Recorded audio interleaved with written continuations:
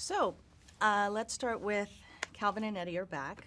So it's been a long time. Where do we find them at this stage, and why is it that you felt that you wanted to bring this story back?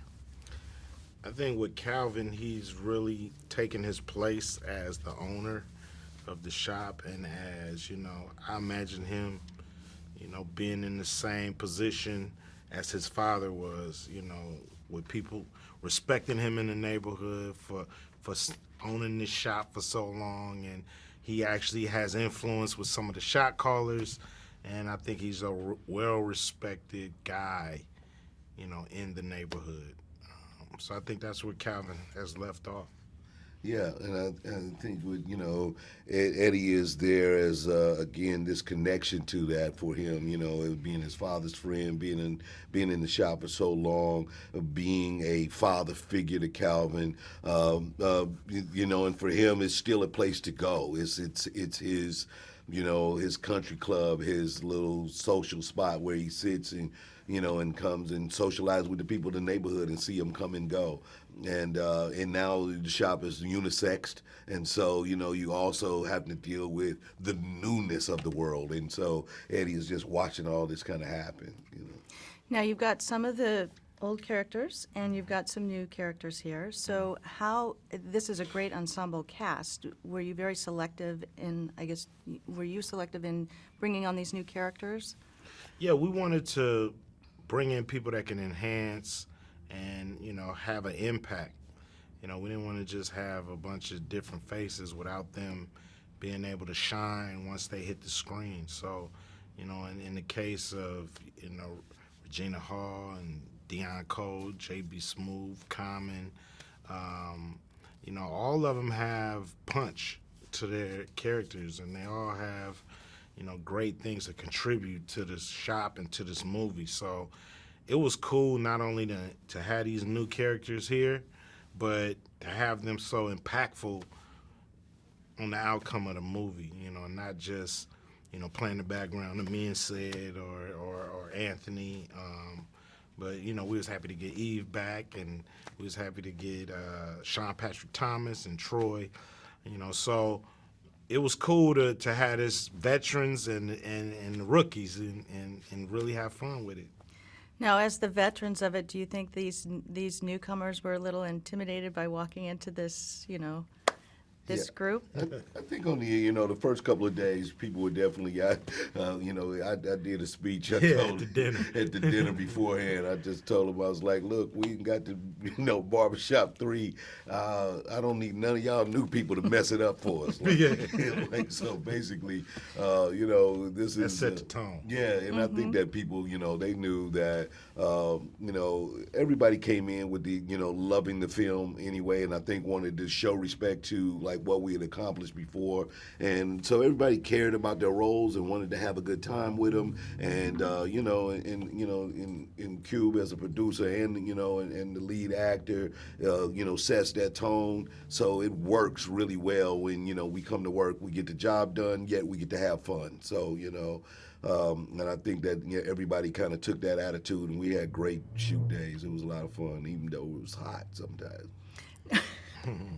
Now, talking about respecting what you've brought to this before, what is the significance of this barbershop, and how does it tell this story, and how has it told the stories before, and why do you feel that it resonates so well with people? Well, this story is really wrapped around Calvin trying to save his son from, going the wrong direction. And I think people can relate to that all over the country, barbershop or no barbershop. People can relate to trying to keep their kids on the right path. So to me, this movie is wrapped in a great story. And the situations is like, the first barbershop, Calvin was trying to figure out if he even wanted to be a barber, and he wanted to keep the shop. The second one, he was fighting, big money and big business. That was kind of moving in on his territory. And now he, is trying to figure out, should he keep the shop on the south side, or, should he move it on the north side to really protect his family? So he has another conflict, so You know, when you thinking he's really settled in, here goes something else that's ripping at the fabric of the shop, and it's so to me universal. People figuring out should they move the area that they live in to save their kids, and so it's very relatable in that way. Now, your character, your character's a little older than you are, and you've got some little more gray hair. Do you feel that the hair and makeup gave you a little more freedom to play the role that you were playing? Oh, definitely. Once I put on the whole Eddie makeup, everything. I'm actually Eddie. I've become, so I can have any conversation as Eddie. I can, you don't even have to write nothing down. I'll just do Eddie all day. Like, so I think that freedom of like being, with the gray hair and feeling like you just have the right to say whatever it is that you want to say, and people just have to deal with it. That is a freedom that you can't, you just can't get every day. And so it's one of my favorite characters to play. So speaking of that freedom, were you bound by the script, or was there a lot of freedom to kind of ad-lib your roles, or for everyone? You got to give the freedom to ad-lib. I don't think you can get a great performance without some level of ad-libbing, because the actor has to be able to say the dialogue naturally, where it rolls off their tongue in a natural way, and so you got to leave room for ad-libbing and dialogue changes and nuances, just to get the best performance. Yeah, and I mean, and we all start to really interpret, the character you play. That's the other thing too, is that as you jump into it, you can read a script, but as you, play in something like this where it's so ensemble and everybody's kind of doing their own thing, that interpretation of the character is something that you have to allow them to do, and that's when you'll see somebody like JB's character, as One Stop become more than what it was on the script. It was just like he was finding it, and you like, okay, yeah, now One Stop is this whole person now. So. And let's talk about, it's a comedy, but there's some serious subjects in there that you're addressing. So how did you find the balance in telling this story? I mean, there's a fine balance there. So, Yeah. I mean, how do you do that? I think that's the genius of Malcolm Lee.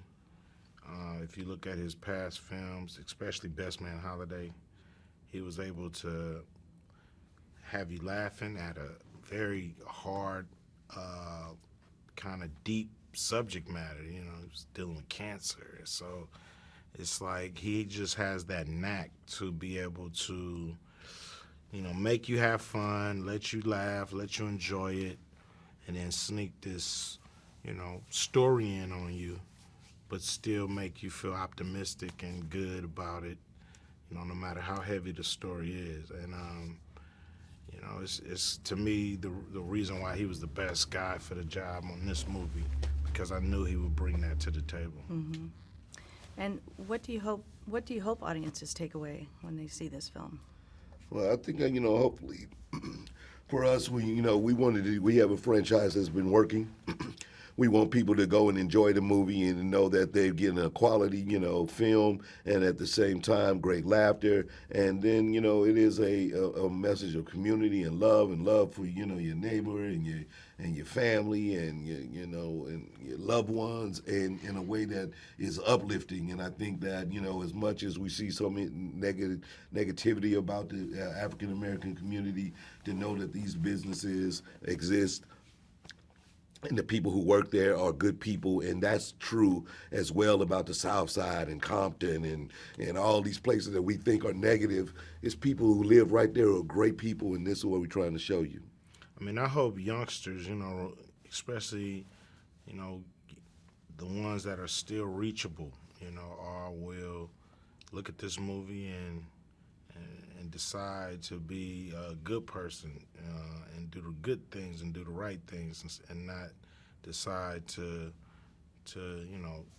go towards the bad things and the gangs, So I just hope it makes a difference with, a generation. Fantastic. That was great. All I right. wish you great success. Thank you. All right, All right, thank you. thanks.